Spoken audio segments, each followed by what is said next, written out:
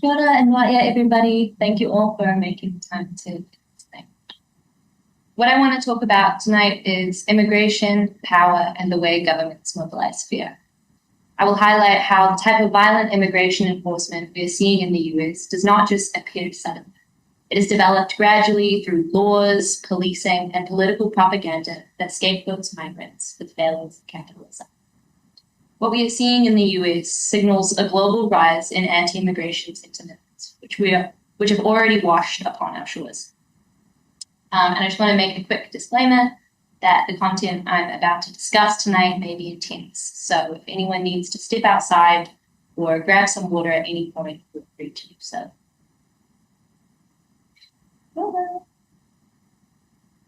When we conceived of this talk over a month ago, it seems like a relevant lens to discuss current events. Unfortunately, over the last few weeks, it has become increasingly relevant, with the government forcing through anti-immigration restrictions, propping up additional barriers for migrant workers, and voicing anti-immigration xenophobia, all under the pretense of defence and security.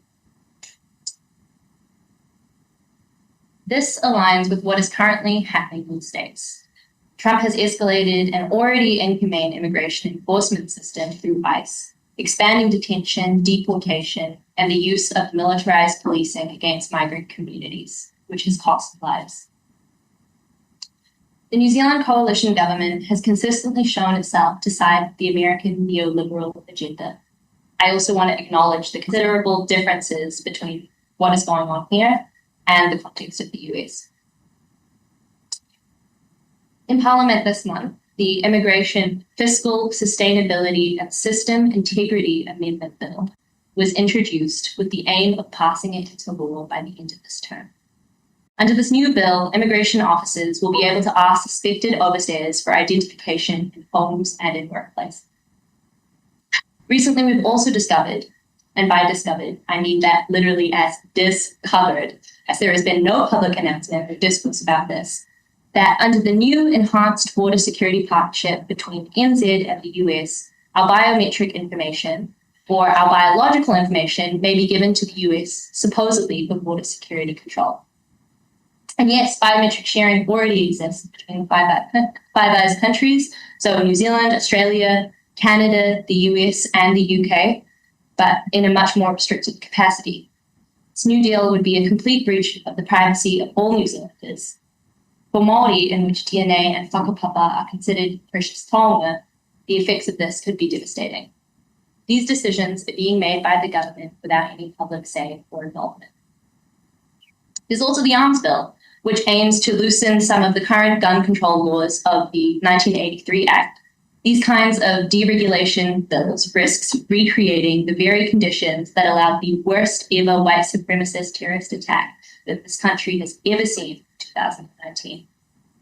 The conversation in government around the proposed free trade agreement between New Zealand and India has been marked with a distinct racial undertone and a fear of excessive immigration and the cultural and economic impacts this will have on the national identity of New Zealand.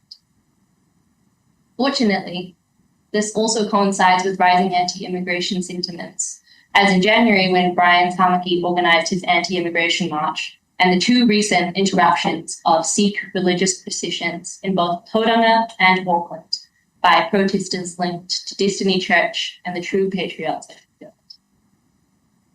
But also, it's important to mention that on that same day of the anti-immigration protests, a stronger, louder group mobilised.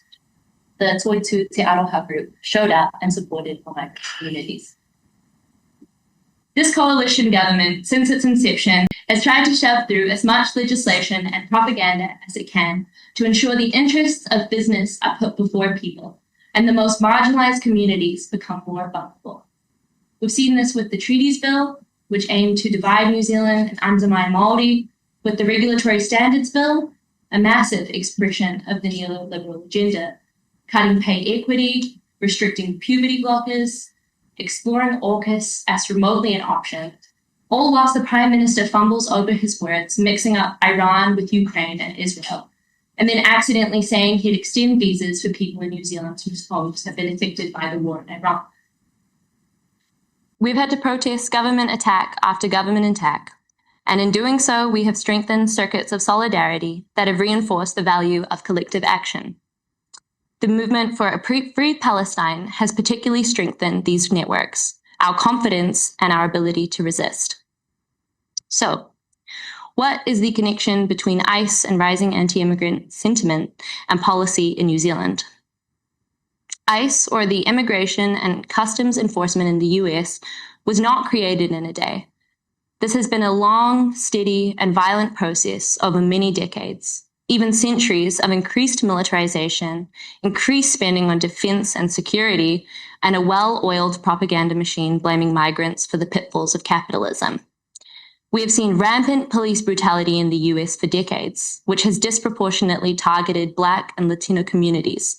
But now, ICE agents have even less accountability than police, shrouded behind balaclavas and military-style tactical gear. ICE is built on mobilizing fear. It formed as part of the Homeland Security Act of 2002 following the 9/11 attacks. Attacks which have constantly been cited as an excuse for hate crimes, racism, and xenophobia against Muslims. Trump is carrying out a horribly violent and disgusting campaign against immigrants, while more news of him and his cabinet in the Epstein files circulates each day. Within the past year, there were 32 deaths reported in ICE custody, over 300,000 people arrested and deported, and at least 7 people shot and killed by ICE. Thousands of children have been separated from their parents while trying to cross the border, placed in detention camps, and then given up for adoption. ICE detains people in disgusting conditions. There is widespread illness, lack of food, lack of medical assistance, lack of diapers in these detention centers. And in 2020, there were even allegations that some detention centers were forcibly sterilizing childbearing people detained by ICE. This is not the first time that Black and brown bodies have been subjected to this form of ethnic cleansing in the US. In the 20th century, forced sterilizations affected thousands of women of color. This is situated in a longer history of racism, capitalist exploitation, and colonialism. Following the passing of Trump's self-proclaimed One Big Beautiful Bill Act of 2025, and as part of Trump's immigration policy, ICE will be taking up $75 billion over the next 4 years. Just imagine what kind of difference that amount of money and resources could make to support communities that need it. In early January this year, we witnessed an ICE officer shoot and kill 37-year-old mum, Renee Good. Less than 3 weeks later, they shot and killed ICU nurse Alex Pretty after he attempted to protect a woman from ICE agents. This level of state violence is only on the increase. Trump has used the Alien Enemies Act of 1798 to deport people and imprison them in El Salvador, racially profiling and largely targeting Black and brown communities. Since its formation, ICE has been targeting immigrants under the pretense that these communities are connected to violent gangs. The Obama administration oversaw the deportation of millions of undocumented immigrants, and this was continued under Biden. This year, Trump aims to increase ICE's personnel by 10,000 and to give them severely increased powers. ICE are now using social media and online platforms for recruitment campaigns, including posting ads and memes on TikTok, Instagram, Spotify, YouTube, and more. And if you see there, there's a sign-on bonus of $50,000. ICE has targeted international students who participated in Palestine solidarity protests through using facial recognition technologies, access to mobile phones, and encrypted apps.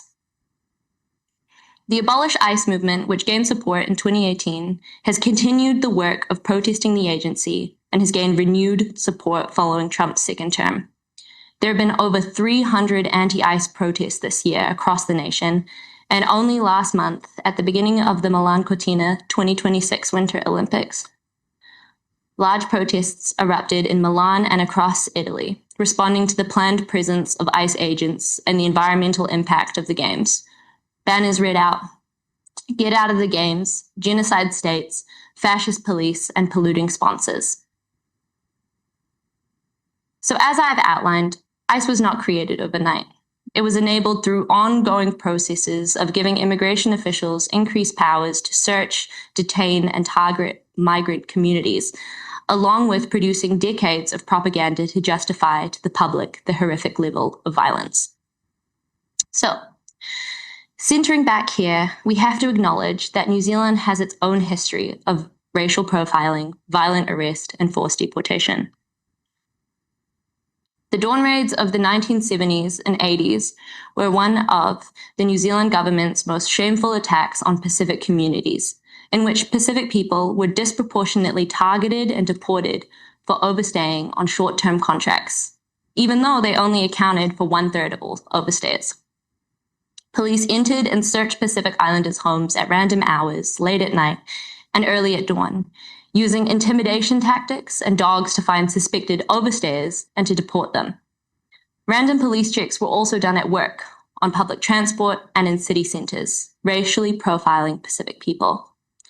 This was made possible through the propaganda blaming Pacific migrants for the failures of the government and through the enforcement of the Immigration Act of 1964. The new Immigration Amendment Bill that I mentioned earlier is harmful to migrants, but especially re-traumatizing for these Black and Brown communities that have been historically attacked and scapegoated in this country. A piece of legislation like this is moving one step closer to creating the conditions in which what is happening in the States will become more conceivable here. And let's just take a second to ask, why do we now have an FBI office in Wellington? Earlier last month, Minister for Oceans and Fisheries, Shane Jones, made blatantly racist comments about Asian migrants supposedly stripping the Whanganui-a-Tara Peninsula bare, instead of course, addressing the most harmful activities on marine life, such as industrial fishing, bottom trawling, or seabed mining. This anti-Asian racism runs deep. The Immigration Restriction Amendment Act of 1920 especially targeted Asian migrants, and the discriminatory Chinese poll tax charged £100 per head in the late 19th century in order for Chinese immigrants to come to New Zealand. This is about 40,000 NZ dollars today. So we have our own histories to learn about and acknowledge so that we have the tools to fight for a better future. So why are immigrants being blamed by governments for economic and social problems? To answer this, I first want to situate us in some theory, so please stay with me. Migrant workers are a central part of what Engels first termed the reserve army of labour. This is essentially those who are unemployed and therefore prepared to work for very low wages. Karl Marx later expanded on this idea, explaining how capitalism relies on a flexible and readily available workforce. The existence of a large reserve of labour keeps wages low for the broader working class, creating a constant state of instability, in which workers know they can be easily hired, fired, and replaced. In this way, the reserve army increases the rate of exploitation. Because many migrant workers are not eligible for social services, unemployment benefits, and because they face the constant threat of deportation, they are placed in a far more precarious position than domestic workers. This vulnerability makes migrant labour cheaper and easier to exploit, and capitalism relies on this cheap labour. So why do countries both rely on migrant workers to provide cheap labour and then forcibly deport them? Capitalism requires a constant supply of labour, while deportation functions to maintain a politically compliant workforce. This ever-present threat of deportation keeps migrant workers in insecure positions and discourages them from settling, organising, or demanding higher wages and stronger labour protections. Within some labour movements, migrant workers have sometimes been described as unorganisable. This assumption stems from the precarious legal status of undocumented workers, the fear of immigration enforcement, and the perception that migrant workers may accept lower wages and poor working conditions without complaint. There is also a belief that migrant workers may be less receptive to unionisation.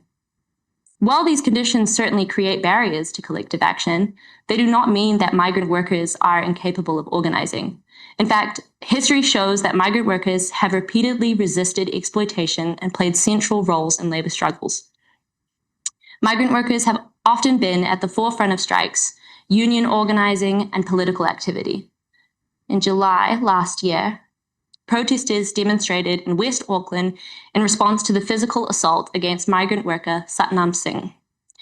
The protest was organised by the Migrant Rights Network and the Migrant Workers Association of Aotearoa, who called for greater accountability and stronger protections for migrant workers in New Zealand.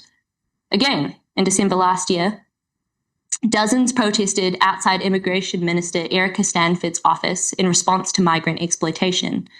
Demonstrators opposed New Zealand's tied visa system, which binds migrants to a single employer, as well as the mandatory 12-month stand-down period for lower-paid accredited employer work visa holders. These policies can force workers to leave New Zealand when their visa expires. The demonstration was organised by the Union Network of Migrants, alongside other groups, including Migrant Workers Association NZ, Migrant-a-Aotearoa United Filipino Bus Drivers, Migrant Rights Network, and the International Migrant Alliance. Many migrant workers also bring long histories of labour organising and political activism. Immigrants, Indigenous peoples, LGBTQ+ communities, women, and young workers are often the backbone of unionisation drives, particularly in low-paid sectors. During the COVID-19 pandemic, foreign-born workers were also among those on the front line, sustaining essential services and care work. Claims that migrant workers lower wages for all workers overlooks the fact that immigration systems themselves make workers less free. By tying migrants to specific employers and limiting their rights, these systems undermine workers' ability to organise. Drawing on the work of Gracie May Bradley and Luc de Noronha, I argue for a world without borders. Migrant workers are not the problem, capitalism is. Borders and immigration controls do not stop social harm. In many cases, they actually actively produce it. Rather than addressing the structural causes of inequality, borders treat symptoms of capitalism, global inequalities, land dispossession, exploitative, extractivist practices that shape the lives of working communities around the world. Border abolition therefore challenges the wider structures that make borders appear necessary in the first place. It calls into question the whole prison industrial complex, the expansion of detention centres, hyper-surveillance, increased militarization, and the fabricated distinction between us and them. We need organisation and solidarity to combat the exploitation of all workers. Collective resistance is the only way we will get there, and that resistance must include everyone. Immigration controls only weaken us as a collective. By dividing workers into citizens and migrants, governments make it harder for us to organise together and demand better conditions for all. The anti-capitalism of border abolition is therefore inherently international. It recognises that the struggle against exploitation does not stop at national borders, and that the fight for a better future cannot leave anyone behind.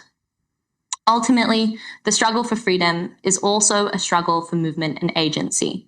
The ability for people to live, work, and move without fear of borders, detention, or deportation. Thank you.